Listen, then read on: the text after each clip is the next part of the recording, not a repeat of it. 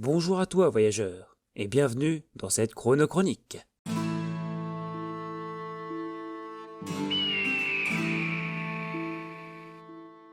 Connaissez-vous l'opération Cornflakes? Cette opération était destinée à la démoralisation de la population germanique pendant les derniers mois de la guerre de 39-45. La raison est qu'ils redoutent que les combats ne s'éternisent. Ils craignent que, face à l'avancée des troupes alliées, chaque civil allemand ne se transforme en kamikaze prêt à sacrifier sa vie pour la survie du Reich. Car après des années d'endoctrinement, tout peut arriver, et surtout, ils en ont déjà eu la preuve dans le Pacifique. Pour éviter un tel scénario catastrophe qui mettrait en péril la vie de beaucoup de gens, l'Office Strategic Service, qui n'est autre que l'agence de renseignement du gouvernement des États-Unis, trouve une idée on ne peut plus originale. Amener les services postaux allemands à diffuser eux-mêmes le courrier de propagande en mêlant celui-ci à des lettres ordinaires. Mais comment faire? Eh bien tout simplement en larguant des sacs de courrier vérolés juste après des bombardements stratégiques de convois ferroviaires postaux. L'idée est audacieuse et sera mise en place. Le 5 février 1945, un convoi postal à destination de Linz est bombardé par l'aviation américaine. Le train déraille et son chargement se retrouve dispersé dans les champs. Une seconde vague d'avions passe au-dessus du train et largue des faux sacs de courrier remplis de propagande anti-nazie.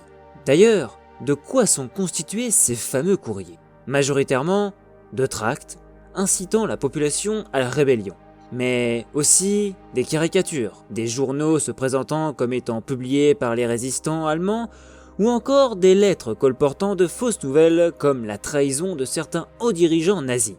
Mais également, certaines lettres ont de faux timbres, reproduisant ceux circulant en Allemagne, mais avec des modifications destinées à alerter la population sur l'état du pays.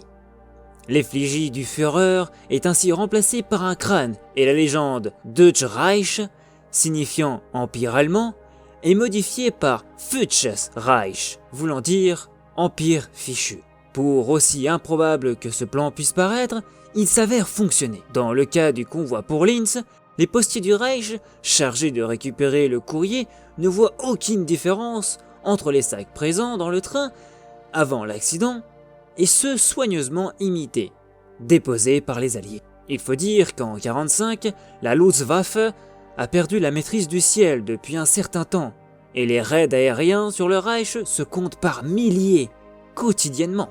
Ce sont ainsi plus de 4000 lettres contenant du matériel de propagande qui entrent dans le service postal pour arriver quelques jours plus tard à leur destinataire à l'heure du petit déjeuner. D'où le nom Cornflakes.